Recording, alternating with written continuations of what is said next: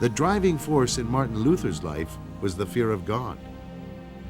With William Tyndale, it was the belief that God had chosen him that possessed him. Their love and respect for God overcame their personal fears and persuaded them to undertake a work that, from a human perspective, was virtually impossible. Tyndale would have failed without Luther, and Luther would have failed without Tyndale.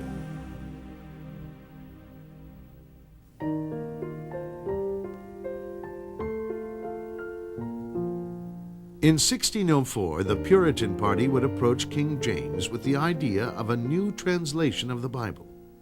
King James agreed on the condition that it not have any notes.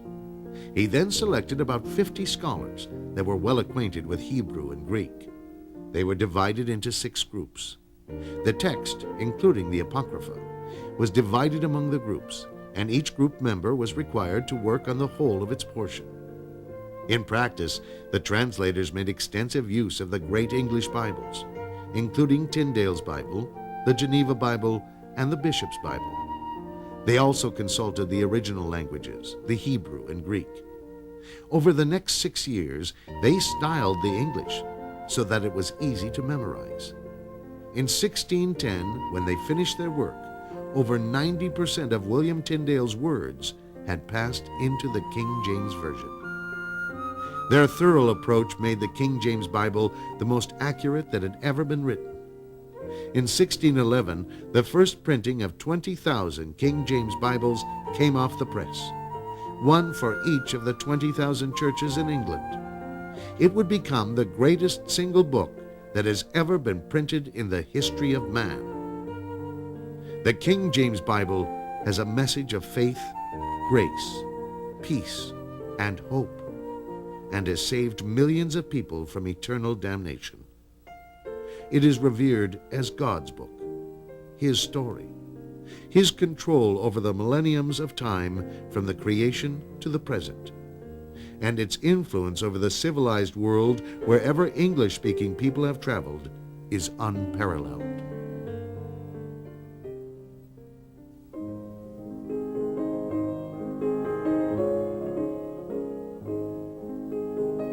The King James Bible of 1611 was printed with 80 books, including the 14 apocryphal books.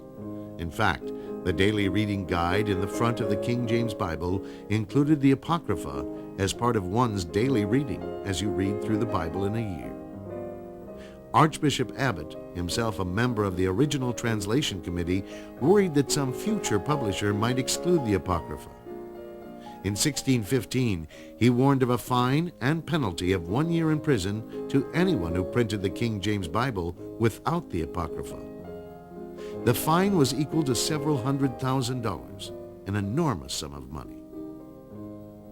The 14 apocryphal books were part of the Septuagint, which was a Greek translation of the 2nd century BC. In fact, at the time of Christ, the book of Daniel contained 15 chapters, including 3 apocrypha books: Song of the Three Children, Bel and the Dragon, and Susanna. In 382, Jerome was commissioned to translate the Bible from the Greek into Latin. He put an asterisk by the apocryphal books in AD 390. He questioned their inspiration because he could not find them in the original Hebrew text.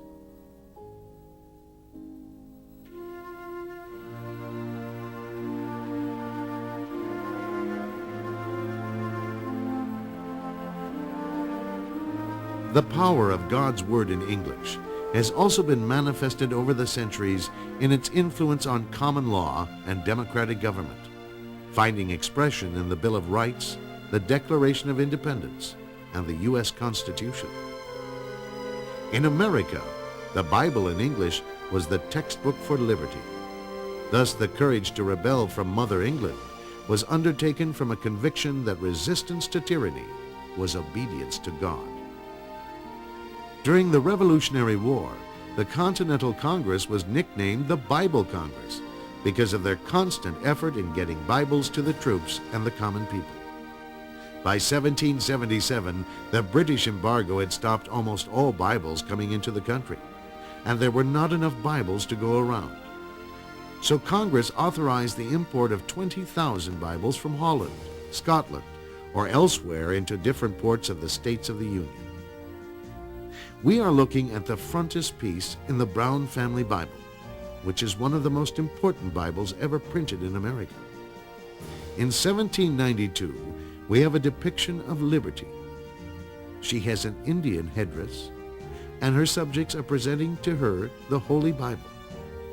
On the great building behind her is engraved the words that best describe the importance of the Bible in America's future.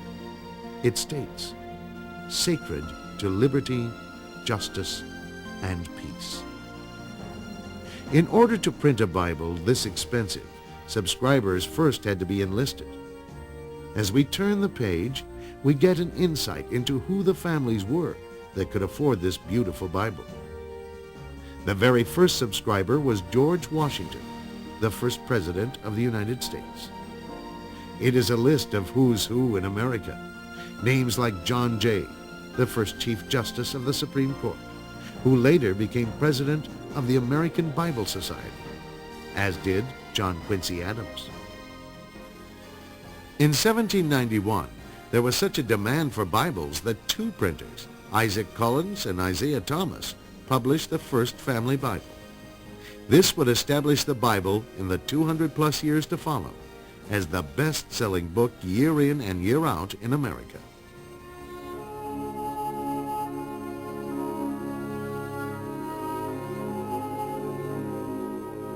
In the English-speaking world, the Bible has been the bestseller without exception for over 350 years.